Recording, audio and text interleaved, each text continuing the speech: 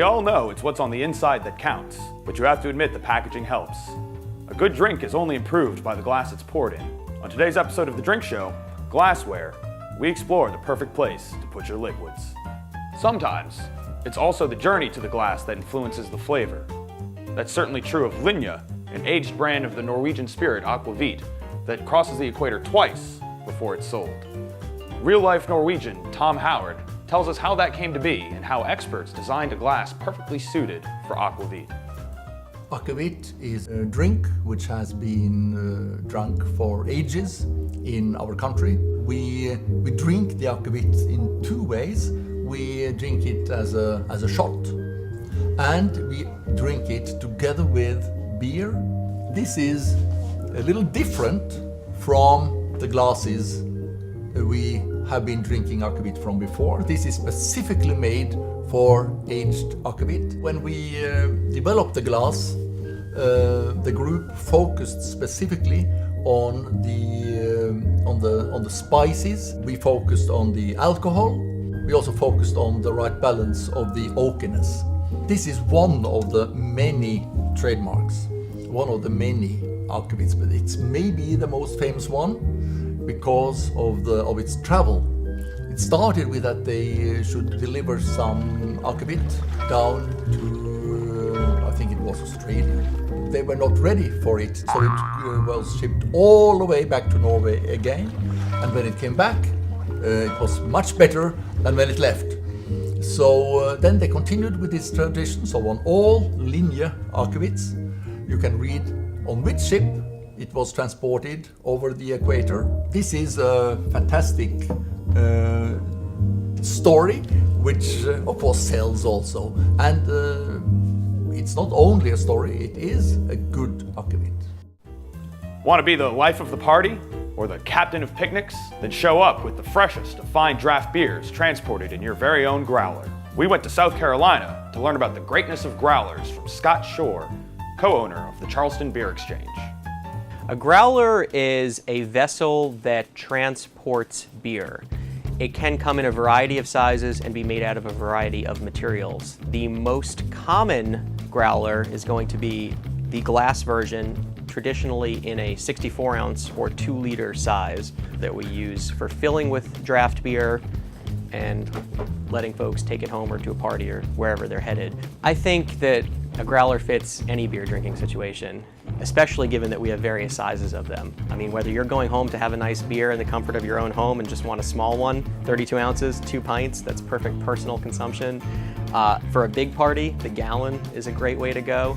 The first time a customer comes in, they purchase the empty growler itself. Once you have the empty growler, you come in and you choose what you'd like to fill it up with.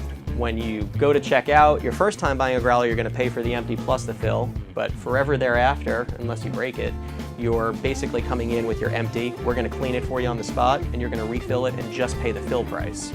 Draft beer is usually in better condition. If handled correctly, which is a very important caveat to the statement, draft beer is going to be potentially fresher and in better condition, less beat up by bottling lines and packaging lines and thrown around in cases that have been stored at room temperature. With the growler option that we do, you can come in and fill up a growler or jug of your favorite draft beer that isn't even available in a bottled product version. Traveling the world, sharing his passion for glassware, Simon Pimsdale has taken it upon himself to teach every bartender how to truly appreciate glass. Can you imagine the first time somebody saw glass? All of his friends sitting around drinking out of wood, or a fir, or stones. And then someone just went, oh, look at this. And everyone else said, oh, what are you holding? Air? Witchcraft? No. Glass.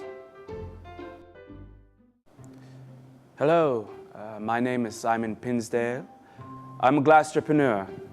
I travel the country meeting with bartenders to say, do you even know about the glasses that you're serving? And right there, they have those child eyes. I've been jumping on the couch. I've been eating candy way past my bedtime. Do you smell? Not for you to smell, for me to smell. Something I say to myself to remind myself to use my nose and not just my mouth and eyes. Put your nose on the glass. Put your nose on the glass. Not you, not you, my nose. Drinking is not a task like doing the laundry. It is not a sport like playing pickup ball with your friends. No, it's an art. An art for which certain tools have been designed. If I could walk into a bar and say, "Excuse me, bartender, may I sit at the bar and touch various glasses for 30 to 50 minutes?" I would, but that looks weird. Next, we have the white wine glass, cousin of the red wine glass. What's the difference you see? It's bigger. Yes, we have a wider bowl up here, allowing the liquid to swirl around and dance with the oxygen, a process we call oxidation. And it is a slow, delicate, subtle dance where no one leads, but both end up changed. This is ephemeral. I could drink this in 2 seconds. Dare me. I won't because I have self-control. This disappears. This is the thing that stays. Don't just take our word for it. Try drinking the same wine out of red and white wine glasses and see if you can smell and taste the difference. I'm Jeff Ward, and next time you see me, you can buy me a drink.